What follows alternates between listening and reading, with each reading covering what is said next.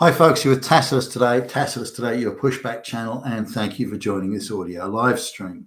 In this essay, I'd like to talk about the continual and endless globalist scams where through their media and their flunkies in the Western governments they control, where they're pretending to sort of get tough and be cracking down on immigration. Boy, we're going to get really tough. We're going to push those people. And of course, nothing of the sort's going to happen. It's all bullshit and pretense and disingenuous announcements and policies and laws that you could drive it's got so many gaps in it, you could drive a herd of buffaloes through it. But just having a look at the British government's come out with a thing where one of the assertions that they're making is that if you intend to be an immigrant to the United Kingdom, you have to be making a minimum annual income, a minimum of $47,000 per annum, which is above the average even in the UK at the moment. And you have to be earning that for a minimum of 2 years. Now, how rigorously this will be applied, of course, is we already know the answer. They won't rigorously apply it. So let's just have a look at how realistic this is. Would it change the immigration to Britain? Well, you damn straight it would if they were to apply it with even a minimal amount of rigor. It would, because let's look at the main sources of immigration to Britain. Now, $47,000 US per year is something like 23 times, wait for this, 23 times the average wage in India, 31 and a half times the average wage in Pakistan, 11 times the average wage in Ghana, 40 times or 38 times the average wage in, fucking Ethiopia and places like that. So really, the entire, other than a small rich elite, the entire continent or the subcontinent of India, pretty much all of Africa, would be suddenly not able to migrate to Britain. Now, would that be a good thing? Of course it would be a good thing. All the people from the Caribbean who come over, they couldn't do it either. So how many people are making that sort of money in India or Africa or more? It's a very small percentage of the population, and they're the ones that have the least incentive to leave because they're doing very nicely, thank you, where they are. So, $47,000 US a year in India would fetch you a pretty decent lifestyle. Why would you leave if you had that? Because you'll have that money through various, social and political and tribal and class connections, which means it's pretty much guaranteed for life that you're going to live very well. $47,000 US a year in most parts of India, you'd live like a fucking king. Africa too. So now you may want to move to a first world country because it's like better run, there's less crowded, and that. But then you've got the income, for the most part, to do it and move and buy a house and buy a degree and this sort of thing, at a Western university. So now, how many people in India are making that sort of money? Well, I mean, but bear in mind the population of India is 1.44 billion, so we're talking a lot of fucking people here. And then you've got 500-600 million plus in Bangladesh and Pakistan. So, in fact, nearly 800 million there, I think. So how many people are making that sort of money? Well,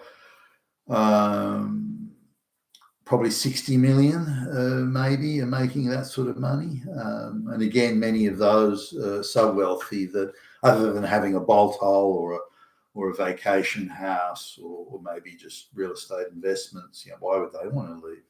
They can have hundreds of peasant servants to run around, do everything imaginable around the house. So in Africa, the same, very small proportion of the population do that, and then they've the least incentive to leave, other than, again, holiday homes, those sorts of things.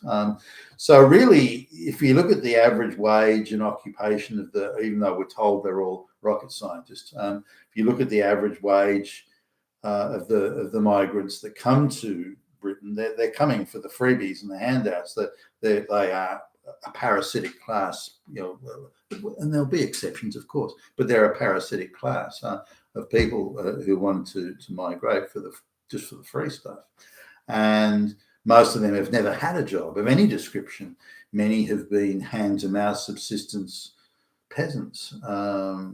So none of them would meet, or a tiny proportion of them would meet that requirement of $47,000 a year with a history of earning that. You can't just say, well, I earned it last week or something. You're supposed to, according to the propaganda at least, you're supposed to have earned it for a minimum of 2 years.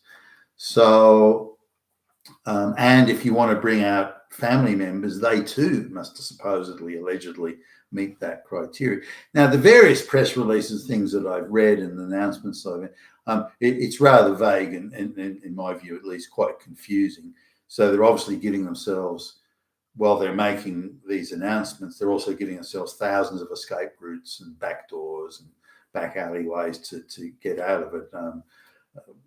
A genuine asylum claim. So they just lower the bar for asylum claims. So really the numbers of people coming in stay the same. They just move them around on the, if you like, the ledger or the balance sheet. Well, we call them migrants now, we'll call them asylum seekers, or now we'll call them, victims of oppression or something. So they'll just bounce the people around. So it still comes up at roughly the same number.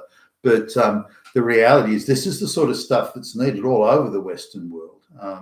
If people from the third world have genuine skills and capabilities, internationally recognized qualifications, job experience, these sorts of things, then they should be welcome. And those skills are needed in the economy.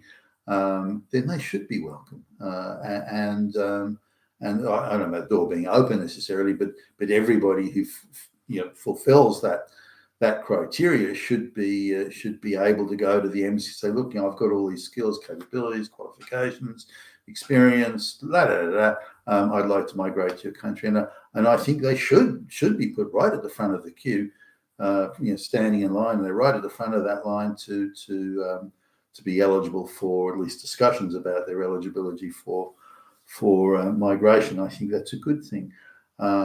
Is it sensible, worthwhile to import an illiterate peasant class? No, it never was a good idea. It's not now, and it wasn't years ago. But this is where the globalists are putting their emphasis to go to the overpopulated areas of the world, Africa, the Indian subcontinent, and so on, and then import that surplus population into the West. That's their sole objective. Now, there are places where there's warfare and so on, Syria, for example. But the population of Syria isn't like, in India, 1.4 billion or something. Population of Syria isn't great. There are people who've moved around, and a lot of the propaganda says, well, they're just Syrians escaping warfare. That's bullshit. And just because someone's escaping warfare, and they go, well, I don't want to stay at those refugee camps that the United Nations run, where I get free food and free medical care and so on. I don't want to go to those. I want to go to a rich first world country. Hey, let's go. That sort of thing. No, that's not a valid reason to go. Do you have skills? What are you going to bring?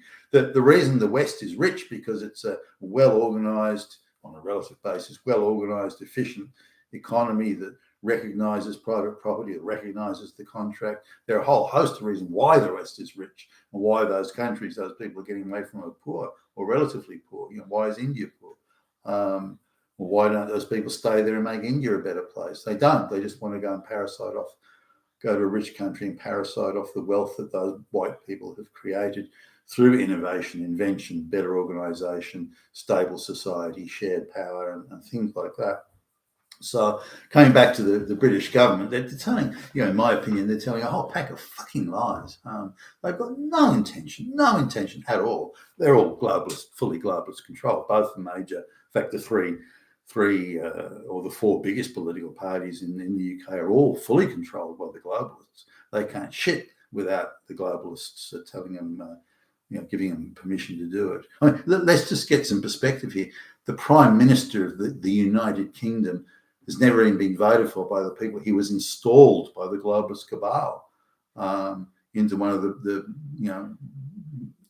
so-called proudest empires that existed, one of the proudest political parties in the world, is now being told by the globalists, hey, see that Indian guy there? You will put him in as prime minister. Not let's discuss, let's talk. You will do it. We, the globalists, tell you what the fuck to do. And that's where they're at. And the globalists are doing this. The Conservative Party in Britain's likely to be ripped to pieces at the next election. And in order to try and particularly keep it under globalist control, they say, well, why don't you say you're going to reduce immigration, but not really reduce it? And so there's claim here. But this is the sort of thing that's needed. If there's thresholds on income, thresholds on do you speak, college level English, then the migration, the numbers would drop by 95%. Bang, just like that, just by putting those quality controls in place. Maybe not even, maybe more than that.